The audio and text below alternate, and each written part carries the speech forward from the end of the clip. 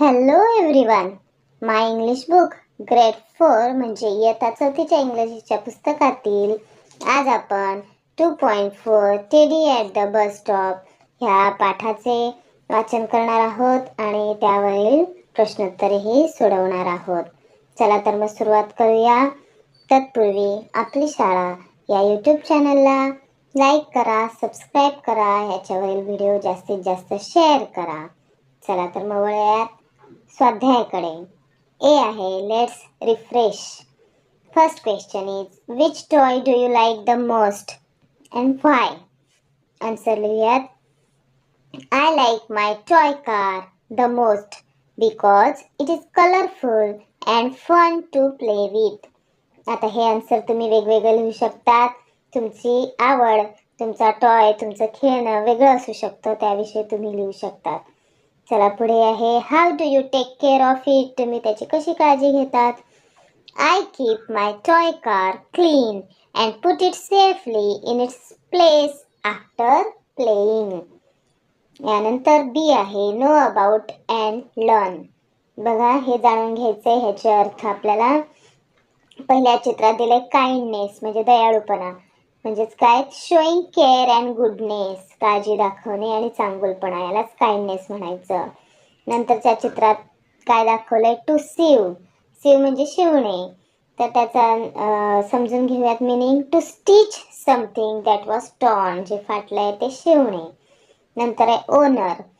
Owner म्हणजे a person who owns the things, वस्तूंची मालकी असणारा माणूस, त्याला म्हणायचं ओनर. नंतर आहे teddy, a soft small toy. Soft मऊ मऊ छोटंसं असं खेळणं असतं, त्याला म्हणायचं टेडी. सी आहे read and express. A little girl and her father were waiting for the bus in the morning at the bus stop. The girl was holding her soft teddy bear. When the bus arrived, she boarded quickly, but she forgot her teddy on the bench at the bus stop. एक मुलगी आणि तिचे पप्पा बससाठी वाट बघत असतात. तिच्या हातात टेडी असतो, टेडी बेअर असतो. जेव्हा बस येते तेव्हा ती टेडी बेअर तिथेच विसरून जाते बेंचवर. After a while, a kind lady came to the bus stop. She saw the teddy on the bench. Oh, poor teddy, she said. Your owner must be looking for you and will surely come back soon. थोड्या वेळाने तिथे एक बाई येते, महिला येते आणि ती ते टेडी बघते आणि तिथे तिला तो टेडी दिसल्यानंतर ती तिथेच ठेवते.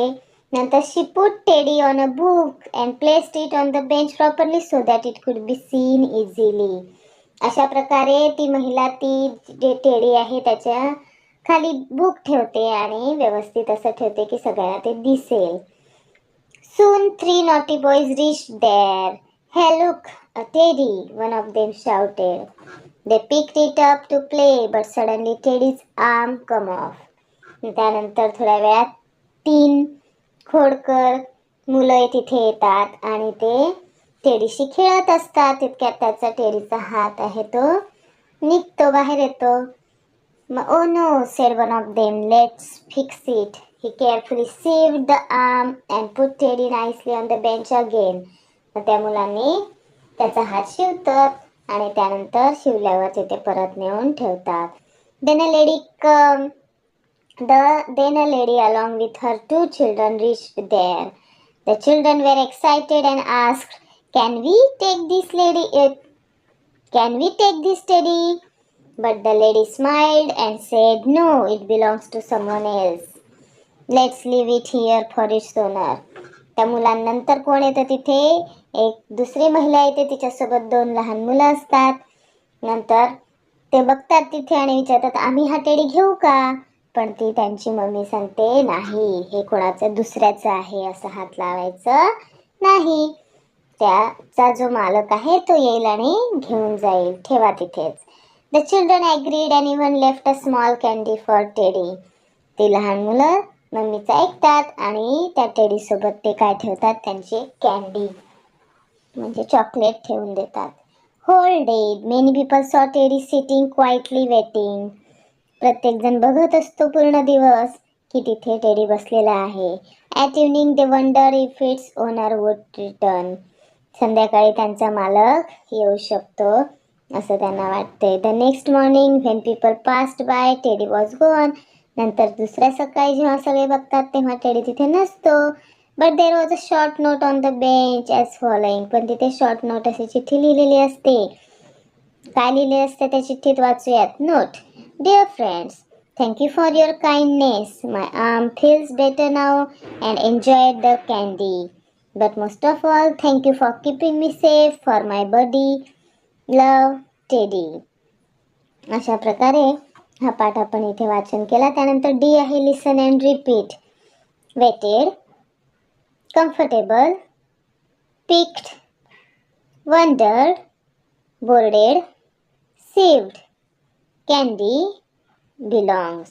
त्यानंतर ई आहे read the questions and answer. Who was waiting for the bus in the morning? A little girl and her father. हे इथे या ब्लँक जागेमध्ये लिहायचं आहे आणि पुढे जसंच्या तसं were waiting for the bus. नंतर सेकंड आहे who forgot her teddy on the seat. त्याचा आन्सर लिहूयात. A little girl. हूच्या जागी फक्त लिटल गर्ल टाकायचं आणि जसंच्या तसा प्रश्नाचे मधील शब्द पुढे लिहायचे आहेत. Forgot her teddy on the seat. Second आहे who found the teddy first. Answer लिहूयात. A kind lady found the teddy first. Third आहे question who wrote a little note on the bench. Answer लिहूयात. A little girl wrote a little note on the bench. Fourth आहे who picked the teddy to play. Answer लिहूयात. 3 naughty boys picked the teddy to play. F आहे read the given sentences and circle the describing words. Describing words म्हणजे विशेषण adjective आपल्याला इथे लिहायचे आहेत. वर्णन करणारे शब्द. फर्स्ट इथे आपल्याला करून दिलेले आहे. The girl was holding her soft teddy bear. कसा होता टेडी बेअर? सॉफ्ट, म्हणून त्याला सर्कल केलेला आहे. सेकंड आपल्याला करायचं आहे a kind lady came to the bus stop. Lady कशी होती? काइंड, म्हणून काइंडला सर्कल करूयात. नंतर she placed teddy on a soft book.